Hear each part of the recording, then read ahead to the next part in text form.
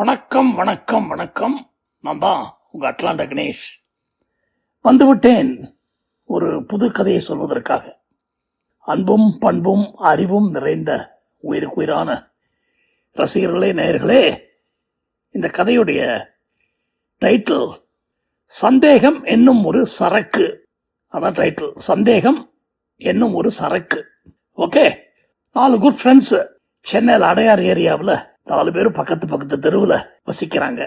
எல்லாருக்கும் பூர்வீக சொத்து, பெரிய பெரிய வீடுகள் கிடைச்சிருச்சு, ஹாப்பியாக இருக்காங்க. கல்யாணம் ஆகி 1-2 குழந்தைகள் வேற. அப்பப்போ வாரத்தில் ஒரு தடவையாவது மீட் பண்ணுவாங்க. எல்லாரும் மீட் பண்ணுற போது என்ன, 4 பேரும் ஜாலியாக ஃப்ரெண்ட்ஸு பாரை ஓப்பன் பண்ணிடுவாங்க. ஒருத்தர் வீட்டில் ஒரு தினசு வச்சுருப்பான். ஒருத்தன் பிஸ்னஸ் விஷயமாக ஃபாரினுக்கு அடிக்கடி போகிறவன் ஸ்காட்சை கொண்டு வந்துடுவாங்க. இருந்து வரும்போது 2 பாட்டில் அலவுடு, கூட 2 பொட்டிக்குள்ளே வச்சு தெரியாத மாதிரி எடுத்துகிட்டு வருவான். பாக்கி மற்றபடி எல்லாரும் என்னப்பா பெரிய பிளாக் லேபிளே இங்கே வந்து 3600 தான் அப்படின்பா. அதாவது அமெரிக்காவில் இருக்கிற பல பேர் அடாடா பிளாக் லேபிள் வெரி எக்ஸ்பென்சிவ், $60 $70 ஆகுது ஒரு பாட்டிலுக்குன்னு சொல்கிற போது, அங்கே சர்வசாதாரணமாக ஜஸ்ட் 3,600 rupees தான். 3600 அண்ட் நாட் எக்ஸ்பென்சிவ் அப்படிங்கிறோம். ஆச்சரியமாக இருக்கும். சாதாரண இதுவே டாஸ்மாகில் போய் வாங்கினேன்னா ஒரு பாட்டில் 1200 1300ங்கிறான். இது நம்ம ஸ்மக்லர் ஒருத்தன் அழகாக கொண்டு வந்து கொடுப்பான். அப்படி சொல்கிறது எப்படி கட்டுப்படி ஆகுதுன்னு ஆச்சரியப்படுவான். அமெரிக்காவிலேருந்து போகிற நண்பர் விக்னேஷ், அவனுக்கு ஏன் அப்படி விக்னேஷ்னு பேர் வந்ததுன்னா 30 வயசுலேயே வழுக்க விழுந்துருச்சு. அதனால் அவனுடைய பெயர் கணேஷ் அப்படின்னு இருந்ததை ஃப்ரெண்ட்ஸ் எல்லாம் சேர்ந்து விக்னேஷ் அப்படின்னு வச்சுட்டாங்க. இதெல்லாம் அர்த்தம் ஒன்று தான்ப்பா, நீ 30 வயசுலேயே விக்க வச்சுட்ட, அதனால் இன்னிலிருந்து நீ விக்னேஷ் அப்படின்னு ஒரு பார்ட்டியில் எல்லாரும் டிக்ளேர் பண்ண, அவனுடைய கணேஷுங்கிற பேரே மறந்து போய் இப்போ எல்லாரும் விக்னேஷ் விக்னேஷ் விக்னேஷ் விக்னேஷ்ன்னு தான் கூப்பிடுவாங்க. அவனும் அழகா அப்பப்போ தலைக்கு பொருந்துற மாதிரி நேச்சுரல் ஹேர் விக்கை 10,000 15,000 கொடுத்து வாங்கிடுவான். அமெரிக்காவில் வந்து போகிறதுனால அவனுக்கு $100-120 ரொம்ப சீப்பாக இருக்கும். ஏன்னா அதே மாதிரி விக்கு இங்கே வாங்குறதுன்னா $500-600, 4 times மோர். ஸோ அங்கே போகிற போதெல்லாம் ஒரு 2-3 விக்கு ஆர்டர் பண்ணி $300-400 செலவு பண்ணாலும் பரவாயில்லன்னு ஒன்ஸ் இன் 2-3 years அப்படியே விக்கா வாங்கி தள்ளுவான். எனிவே இந்த 4 பேரும் மீட் பண்ணுற போது, இவனும் வந்து ஜாயின் பண்ணுற போது ரொம்ப ஹாப்பியாக இருக்கும். விதவிதமான சாப்பாடு, இவனுக்கு அமெரிக்காவில் கிடைக்காத விஷயங்கள்லாம். உன் ஒய்ஃபை சேப்பங்கிழங்கு ரோஸ்ட் பண்ண சொல்கிறா. என் ஒய்ஃப் எங்கடா சமைக்கிறா? போன தடவை உங்கள் வீட்டில் சாப்பிட்டேன், சேப்பங்கிழங்கு ரோஸ்ட் சூப்பர், அது அப்படியே இன்னும் நாக்கில் ஜலம் ஊறுதுறாது நினைச்சாலே அப்படின்னு சொல்ல, அந்த சமைக்கிற மாமி இப்போ நல்லா பண்ணுவாங்க, பட் அவங்க ஏதோ காரணத்தினால விட்டுட்டு போயிட்டாங்க, இப்போ வேற ஒரு பொண்ணு வந்து ஜாயின் பண்ணியிருக்கு, அது சொல்லி என் ஒய்ஃப்கிட்ட சொல்லி எப்படியாவது சமைக்க சொல்கிறேன் அப்படிலாம் சொல்லி எல்லாம் பண்ணுவானுங்க. எப்படி ஒரு 3-4 பெக்கு போனப்புறம் குஷியாக, அதுவும் ஃப்ரைடே நைட்டு சாட்டர்டே நைட்னா ஜாலி தான். அது காலையில் 3 மணி வரைக்கும் போகும் அந்த பார்ட்டி. இத்தனைக்கும் எல்லோரும் நல்ல வேலையில் இருக்கவங்க, நல்லா படித்தவங்க, இருந்தாலும் பார்ட்டி அனிமல்ஸ். பார்ட்டின்னு அலைவாங்க. ஒய்ஃபெல்லாம் அவங்க ஒன்றா சேர்ந்து ஏதாவது சீட்டுக்கிட்டு ஆடுவாங்க, வைப்பாங்க, கொஞ்சம் கொஞ்சம் வைனும் சாப்பிடுவாங்க. அந்த மாதிரி ஒரு ஃபார்வர்ட் மைண்டட் பீப்புள்னு வச்சுங்களேன். அப்போது ஒரு தடவை இப்படி பேசுகிற போது ஒருத்தனுக்கு ஏதோ ஒரு சின்ன ஃப்ரஸ்ட்ரேஷனில், அடப்போப்பா என்ன கல்யாணம் அது காட்சியாகுது, அதுவா இதுவா ஒன்றும் புரிய மாட்டேங்குது, ஒய்ஃபுக்கும் நமக்கும் ரொம்ப ஒத்து போக மாட்டேங்குது, வர என்ன செய்யறதுன்னு தெரியல அப்படின்ன உடனே, என்னடா என்ன ஒய்ஃப் ஏதாவது வேற ஆள்கிட்ட பழகிறா அந்த மாதிரி தான் பிரச்சனையா? அந்த மாதிரி பழகினா தான் சந்தோஷம் தான்டா. அப்புறம் அவன் பாடு அவள் தலையெழுத்துன்னு சொல்லிட்டு சந்தோஷமாக வாழ்த்தி அனுப்பிச்சி தொலைச்சிடலாமே, காசு கேட்டால் கூட கொடுத்து எடுத்துகிட்டு போமா, குழந்தைகளை நான் பார்த்துக்கிறேன், உன் கூட வளர்ந்தா சரியாக வளராதுன்னு சொல்லி அனுப்பிச்சிடலாமே. அப்போ நான் சொல்ல, அட சும்மா இருப்பா, இப்படிலாம் பேசாத, வெட்டிங்கிறது எனக்கு ஒன்றும் புரியலடா, வெட்டிங்கில் என்ன இருக்குது அப்படின்னு ஒன்று பக்கத்தில் ஒருத்தன், வெட்டிங் இல்லடா அது பெட்டிங். என்னது வெட்டிங்கான்னு கேட்டேனாக்க, இட்ஸ் டெஃபினெட்லி ஒன்லி பெட்டிங் அப்படின்னு சொல்ல, புரியல நீ சொல்கிறது. கல்யாணங்கிறது படுக்கிறது தானேடா. படுக்கிறதா? அதாவது வாழ்க்கையில் படுத்திருக்கிறவன் எந்திரிப்பான்னு சொல்லிட்டு வீட்டில் கல்யாணம் பண்ணி கொடுக்குறாங்க. ஆனால் அவன் படுத்த படுக்கே ஆயிடுறான்டா கல்யாணத்துக்கு அப்புறம் அப்படின்னு சொல்ல, டே சும்மாடுறா. Behind every successful man there is a woman அப்படின்னு சொல்ல, அதெல்லாம் அந்த காலம். இந்த காலத்தில் behind every successful woman there is a man, அதான் இந்த காலம் அப்படின்னு சொல்ல, பெட்டிங்கா வெட்டிங்கா அப்படிங்கிறது பெரிய டாப்பிக்காக மாறிடுச்சாங்க. உடனே 2 பேர் வந்து நோ என்னடா அது, கல்யாணத்தையே கொச்சப்படுத்துற நீ, வெட்டிங்கா பெட்டிங்கா கேட்கறதுக்கே எரிச்சலா இருக்கு. வெட்டிங் ஒரு பார்ட், அவ்வளோதான். என்னடா பார்ட்டு, டெய்லி 8-9 மணி நேரம் நீ படுக்கணுமா வேணாமா? ஆமாம், கண்டிப்பாக படுக்கணும். 24-25 வயசு வரைக்கும் தனியாக படுக்கிற, அப்புறம் சேர்ந்து படுக்கிற, பக்கத்தில் ஒரு ஆப்போசிட் செக்ஸ் வந்துடுது உனக்கு.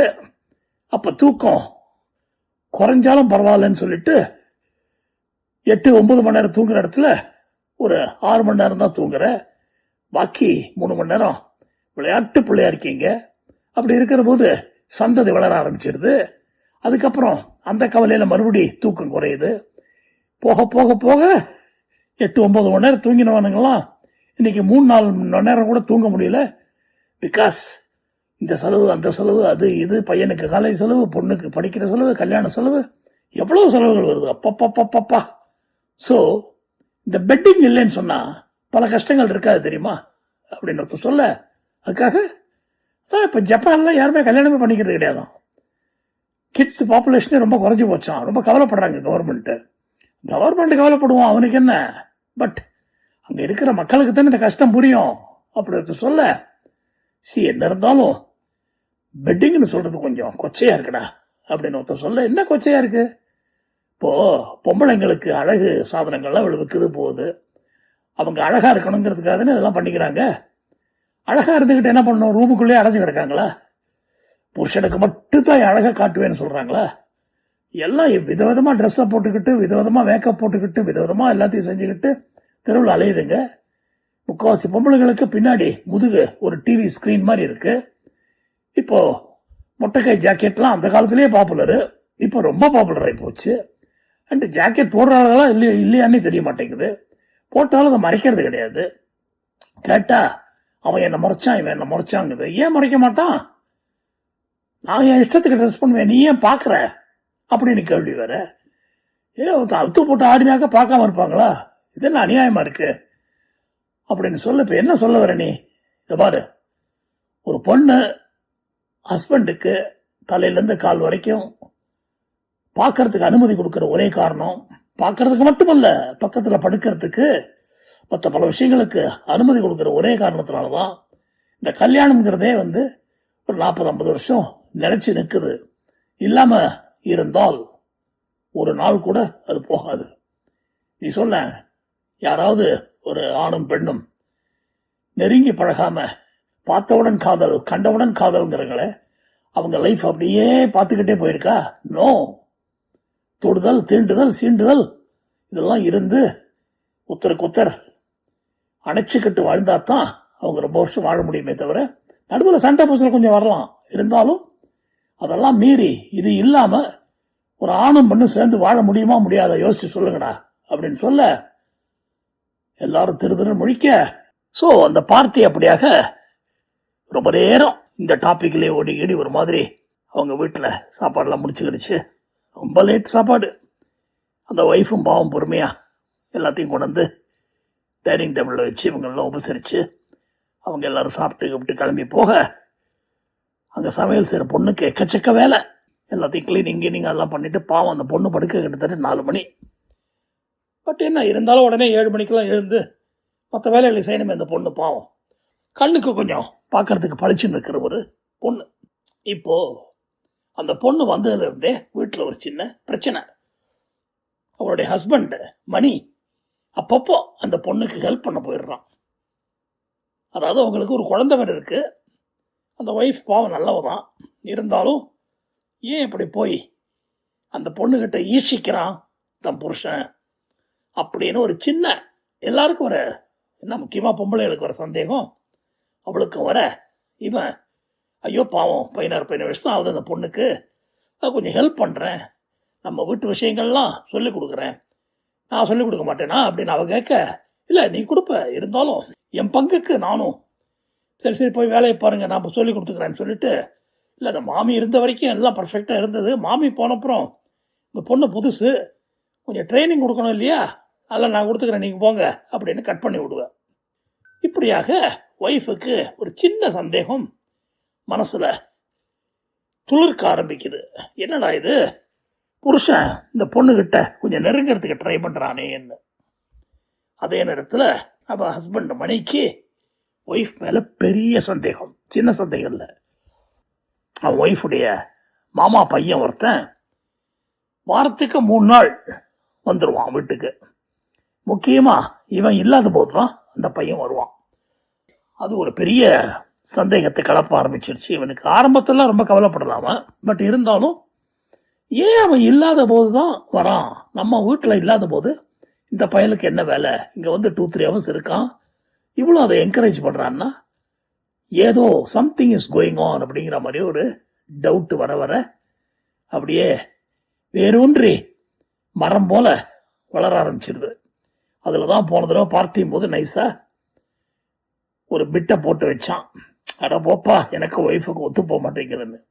ஏன்னா ஒரு தடவை 2 தடவை கேஷுவலாக அதை பற்றி பேசுகிற போது அவன் ஐயோ பாவம், சே எங்கள் மாமா பையன் இருக்கானே ரொம்ப நைஸ் ஃபெலோ, கிட்டத்தட்ட உங்கள் வயசு தான் அவனுக்கும், இன்னும் கல்யாணமே பண்ணிக்கல அவன், தெரியுமா இல்லையோ, ஏன்னா யாரோ ஒரு பொண்ணை மனசில் நினச்சானா அது கிடைக்கலையா, யாருன்னு சொன்னான் அந்த பொண்ணை, அதுதான் தூண்டி திருவி கேட்குறேன் சொல்லவே மாட்டேங்கிறான் அப்படின்னு சொல்ல, எனக்கு தெரியும் அந்த பொண்ணு யாருன்னு. எப்படி தெரியும் உங்களுக்கு, உங்கள் மாமா பையனை பற்றி சகலத்தையும் விசாரிச்சிட்டேனா, என்ன அவனுக்கு உன் மேலே ஒரு கண்ணு, ஐயோ நான் கழிக்கணும், இப்படிலாம் பேசாதீங்க, சே பாவம், சில சமயம் என்கிட்ட அதை பற்றி பேசுகிற போது கண்ணீர் விட்டு அழுவான், அப்போ ஏன் அந்த பொண்ணு யாருன்னு சொல்ல மாட்டேங்கிறான், அது அவனுடைய பர்சனல் தான் இருக்கும், சீக்கிரட்டாக வச்சுக்கிறான், ஆனால் லைஃப்பில் இனிமேல் அவனுக்கு கல்யாணமே கிடையாதுங்கிறான்.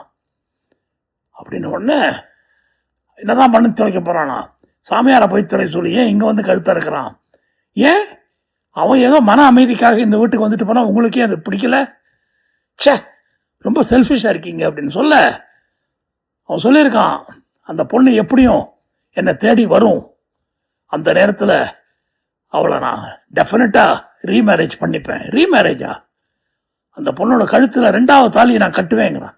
ஐயோ இந்த அளவுக்கு போயிட்டானா அவன் அப்படின்னு அப்பப்போ அவள் தாலியை பார்க்குறதே தொழிலாக வச்சுக்கிட்டான் மணி. அதனால தான் இவனுக்கு இந்த ஃப்ரஸ்ட்ரேஷன் வந்து பெட்டிங்கா என்னது அது அப்படிங்கிற சந்தேகம்லாம் வந்து இந்த டாபிக் அப்படியே போய்கிட்டு கிடக்குது. அதே போல் அடுத்த கெட்டு குதிரை வந்த உடனே மறுபடி ஒன்லி மென்னை மட்டும் மீட் பண்ணுறாங்க ஒரு காமன் பிளேஸில். ஏன்னா வீட்டில்னாக்க பல விஷயங்களை யோசித்து பேசணும், ஒருவேளை அவங்க காதல் விழுந்துட்டா வம்பாயிடும். அப்படிங்கிற போது இந்த பெட்டிங் ப்ராப்ளம் திருப்பி அந்த டாபிக் வர, அந்த இருக்கிற 5 பேரில் 3 பேர் அவன் சொல்கிறதெல்லாம் யோசித்து பார்த்தேன், மணி சொல்கிறது கரெக்டு தான் போட்டிருக்கு, பெட்டிங் இந்த பெரிய பார்ட் ப்ளே பண்ணுது. ஏன்னா பெட்டிங்கை வச்சு தான் பல விஷயங்கள் இருக்குது, நிச்சயமாண்ணா அது மேலே பெட்டிங்கே வைப்பேன் அப்படிலாம் சொல்ல, என்னப்பா 3 பேர் அந்த பக்கம் போயிட்டீங்க, நாங்கள் 2 பேர் இந்த பக்கம் இருக்கோம், ஆமாம் நீங்கள் 2 பேரும் பெரிய இவங்களாச்சே, அதாவது நம்ம பாரம்பரியத்தை காப்பாற்றுற புண்ணியவான்க, சொல்லுங்கள் உங்களுக்கு என்ன தோணுது. இல்லை அது இல்லாமல் இருக்க முடியாது, பட் இருந்தாலும் அதுவும் ஒரு பார்ட்டு தானே லைஃப்பில், பட் பாக்கி எவ்வளோ பெரிய பெரிய இம்பார்ட்டன்ட் மேட்டர்ஸ்லாம் இருக்கிற போது இந்த ஒரு 20% 10% லைஃப்பில் இருக்கிறத போய் சும்மாறா தப்புலாம் சொல்கிறாங்க வைக்கிறாங்க, அத்தனை பேர் இந்த தப்புக்காக அலையிறானுங்க. ஆம்பளைங்க எத்தனை பேர் சின்ன வீடு வச்சுட்டு இருக்கானுங்க, எவ்வளவு தவறுகள் பண்ணுறானுங்க வெளியே தெரியக்கூடாதுன்னு. பொம்பளைங்கெல்லாம் நினச்சா ஐயோ பயமாக இருக்கு எனக்கு. சில க்ரைம் ஸ்டோரிஸ்லாம் பார்க்குற போது பொம்பளைங்க பண்ணுற விஷயங்கள் இருக்கே, புருஷனை பிடிக்கலன்னா விஷத்தை வச்சுறாளுங்க, கள்ளக்காதலுக்காக சொந்த குழந்தைகளே கொலை பண்ணுறாங்கடா. பார்க்குற போது வயிற்ற கலக்குது. சாப்பிட்றதுக்கு முன்னாடி நீ சாப்பிடுமா, முதல்ல நீ சாப்பிடுமான்னு அன்பா சொல்கிற மாதிரி அவளை சாப்பிட வைக்க வேண்டியிருக்கு. ஏன் இல்லை ஒருவேளை ஏதாவது கலத்துருந்தா சாப்பிட மாட்டாளே அவள், சில நாளைக்கு நான் சாப்பிட மாட்டேன்னு சொன்னால் நானும் அன்றைக்கி பட்டினி கிடந்துருவேன். அதனால் 2 பேரும் சேர்ந்து உட்காந்து சாப்பிட்றது ஒரு தொழிலாக வச்சுருக்கா. எதனால? சந்தேகத்தினாலடா. ஐயோ அடா பாவி, இப்படி போதும் உன் லைஃபு அப்படி இப்படின்னு சொல்ல, மணிக்கு ஒய்ஃபுடைய மாமா பையன் மேலே பெரிய சந்தேகம். ஏதோ நடக்க போகுது, இவங்களுக்குள்ள ஏதோ பிளான் பண்ணுறாங்க, அந்த இதில் நம்மளை போட்டு தள்ளுவாங்களோ அப்படிங்கிற பயம் வேற வந்து, சந்தேகம் என்னும் ஒரு சரக்கு எல்லார் மனசுலையும் இருக்கு அப்படின்னு ப்ரூவ் பண்ண ஆரம்பிச்சிட்டான் நம்ம மணி. அவன் பொண்டாட்டி யாருக்கு தெரியாது அவன் எந்த இதில் பழகிறா வைக்கிறா போகிறான்னு. இருந்தாலும் மணிக்கு இது பெரிய ஆலமரமாக வர, அவன் ஒரு ஸ்டேஜில் ஓப்பனாக அவன் ஒய்ஃப் கிட்ட, ஏய் இதை பாரு சுசித்ரா, ஒன்று எனக்கு புரியுது, உன் மாமா பையன் வாரத்துக்கு 3 நாள் வரத இவ்வளோ வருஷமாக வச்சிட்டு இருக்கான். நீ திருந்துற மாதிரி இல்லை. நானும் எவ்வளவோ ஜாடமாடியாக சொன்னேன், டைரெக்டாகவும் சொன்னேன். இருந்தாலும் அவன் வரதை நீ தான் என்கரேஜ் பண்ணுற. எதனால அப்படின்னு கேட்க, பிகாஸ் ஐ லைக் ஹிம் அப்படின்னு ஒரு போடுறான் அவன். அந்தளவுக்கு போயிட்டியா நீ? ஸோ அவனை பிடிக்கிறதுனால என்ன வேணா பண்ணுவியா? ஆமாய்யா, என்ன வேணா பண்ணுவேயா, ஸோ வாட் அப்படின்னு ஒன்று ஸ்டன் ஆகி, அப்பயும் எங்கிட்ட ஒட்டிக்கிட்டு இருக்க, உனக்கு யாரை பிடிக்கிறதோ அவங்க கூட போயிருக்க வேண்டியது தானே அப்படின்னு ஒன்று அவள் அப்படியே ஒரு பார்வை பார்த்துட்டு, ஸோ நீ என்ன சந்தேகப்படுறல? ஆமாம் ஆமாம் ஆமாம், ஒன்று நான் சந்தேகப்படுறேன். அதாவது நான் என் மாமா பையனோட தவறா பழகிறேன்னு நினைக்கிறேன்ல? எஸ். அதே மாதிரி நீங்கள் நம்ம வீட்டில் புதுசாக சேர்ந்துருக்கிற அந்த சமயக்கார பொண்ணோட தப்பாக பழகிறீங்கன்னு நான் சொன்னா என்னது? நான் சமயக்கார பொண்ணோட தப்பா? பின்ன என்ன? அவ்வளோ தூரம் அவளுக்கு ஹெல்ப் பண்ணுறீங்க, வைக்கிறீங்க, அன்றைக்கி கீழே வழிக்கு விழுந்தா ஓடி போய் தூக்கி விட்டு இடுப்பெல்லாம் பிடிச்சி விட்றீங்க. என்ன நினச்சிட்டு இருக்கீங்க நீங்கள்? நீங்கள் பண்ணுறதெல்லாம் ரைட்டு. என் மாமா பையன் பாவம் மனசாந்திக்காக இங்கே வந்துட்டு போகிறான். மாமா பையன் மனசாந்திக்காக வந்தான்னா அப்படின்னு சொல்லிட்டு வீட்டுக்கு அவளுக்கு தெரியாமல் சிசிடிவி கேமராவெல்லாம் ஃபிக்ஸ் பண்ணி வச்சிடுறான் நம்ம ஆள். முக்கியமாக ஹாலில் அவங்க எங்கெங்கே உட்காந்து பேசுவாங்களோ அந்த இடத்துலலாம், டவுட் இருக்கிற இடத்துலலாம். அதில் பார்க்குற போது ஒரு நாளைக்கு உரிமையாக அந்த பையன் அவள் காலில் அப்படியே முட்டிக்கால் போட்டு அவள் கையை பிடிச்சிக்கிட்டு கண்ணீர் விட்டு அழறதும் அவளும் அழறதும் இதாக பதிவாயிருக்கு. என்னடா இது? ஏன்னா பிகாஸ் டைலாக்ஸ்லாம் கேட்கல, 2 பேரும் கண்ணீர் தான். ஆஹா அப்படியே போச்சேன்னு சொல்லி என்ன பண்ணலாம் சரின்னு நேராக ஒரு வக்கீலை பார்த்து டிவோர்ஸுக்கு அப்ளை பண்ணிடுறான். டிவோர்ஸ் நோட்டீஸ் வருது. அவளும் ஒரே வீட்டில் இருக்கா, இவனும் ஒரே வீட்டில் இருக்கா. டிவோர்ஸ் நோட்டீஸ் வந்த உடனே கோச்சிக்கிட்டு அவள் வீட்டுக்கு போயிடுறா. அங்கே போன அவள் அப்பா அம்மாலாம் என்ன விஷயம்னு கேட்க, இந்த மாதிரி மாமா பையனோட சந்தேகப்படுறாரு என் ஹஸ்பண்டு, அவரோட வாழறதெல்லாம் வெட்டி வேஸ்ட்டு, இந்த டைவர்ஸுக்கு நான் எஸ் சொல்லி அவளோட பிரிஞ்சிரு. ஏய் உனக்கு அவனுக்கும் கனெக்ஷன் இருக்கா? மாமா பையனுக்கும் உனக்கும்? இல்லை, அதெல்லாம் இல்லை. அப்புறம் என்ன? ஏன் என்ன பயப்படுற? உன் ஹஸ்பண்டுக்கு அந்த சந்தேகத்தை கிளியர் பண்ண முடியாது. யூ ஷுட் ஐ அதெல்லாம் முடியவே முடியாது. எப்போ மாமா பையனோட சந்தேகப்பட்டானோ அடுத்து நான் வேற யார்கிட்ட பேசினா அவனோட சந்தேகப்படுவான். இந்த மாதிரி ஒரு சந்தேக பிராணியோட நான் இருக்க மாட்டேன் அப்படின்னு சொல்லி, என்னடி சந்தேகமே இல்லாத ஒருத்தினா ஏன் உன் புருஷன் சந்தேகப்படுறான்னு அம்மாக்காரி கேட்க, வாரத்துக்கு 3 நாள் மாமா பையன் வரான், அது அவருக்கு பிடிக்கல, வர சொல்லாதேங்கிறாரு. Who is he cannot dictate terms அப்படின்னா இவ கத்த. பா சுசித்ரா, கொஞ்சம் விட்டு கொடுத்து போமா, இப்போ அவன் வரதுனால உனக்கு என்ன சௌரியம்? ஐயோ பாவம்மா, அவனுக்கு ஏதோ ஒரு பொண்ணு டிச் பண்ணிட்டான்ட்டு மனசாந்திக்காக வரான். மனசாந்திக்காக ஏண்டி உன்னை தேடி வரான்? ஏதாவது சைக்கியாட்ரிஸ்ட் அவன் தேடி போக வேண்டியதானே? உன் ஹஸ்பண்ட் சொல்கிறது கரெக்டு தான், வர சொல்லாத அப்படின்னு சொல்ல பேயாட்டம் ஆடுறா சுசித்ரா. என்ன நினச்சிட்டு இருக்கீங்க நீங்கள்லாம்? ஒரு ஹெல்ப் பண்ண போனால் அது ஒரு தப்பா ஒன்று கத்த. என்ன பண்ணுறதுன்னு தெரியாமல் இங்கே அதுக்குள்ளே அந்த 10-15 நாளுக்குள்ளே படி அந்த சமயக்கார பொண்ணு ரொம்ப க்ளோஸ் ஆகி, என் பொண்டாட்டி என்னை டைவர்ஸ் பண்ண போகிறேம்மா, அதுக்கப்புறம் நீ என்னை கல்யாணம் பண்ணிப்பேன்னு கேட்க, அந்த பொண்ணு சரின்னு சொல்ல, சத்தியமா அப்படின்னு சொல்ல 2 பேரும் ஒருத்தருக்கு ஒருத்தர் தலையில் அடித்து சத்தியம் பண்ணிக்கிறாங்க. அதாவது நல்ல பொண்ணான சுசித்ரா இவன் வேண்டான்னு டிசைட் பண்ணுறா. மணி அவளை புரிஞ்சிக்காம சமயக்கார பொண்ணை கல்யாணம் பண்ணிக்கிறேன்னு சொல்லி அவதல சத்தியம் பண்ண பெரிய பிரச்சனை ஆகி கடைசியில் இந்த 2 தம்பதிகளும், அதாவது புதுசாக ஒரு தம்பதி இங்கே சேர, அந்த பொண்ணு வரமாட்டேன் இவனோட சொல்லி டைவர்ஸாக மணிக்கு சுசித்ராவுக்கும் டைவர்ஸ் ஆகிடுது. ஆன ஒரு 20-25 நாளில் ஒரு கோவிலில் வச்சு மணி அந்த சமயக்கார பொண்ணுக்கு தாலியை கட்டுறான். கதை முற்றும். சந்தேகம் என்னும் ஒரு சரக்கு கடைசியில் எப்படி முடிஞ்சதுன்னு பாருங்க. அடுத்த கதையில் சந்திப்போம். உங்கள் அட்லாண்டா கணேஷ்.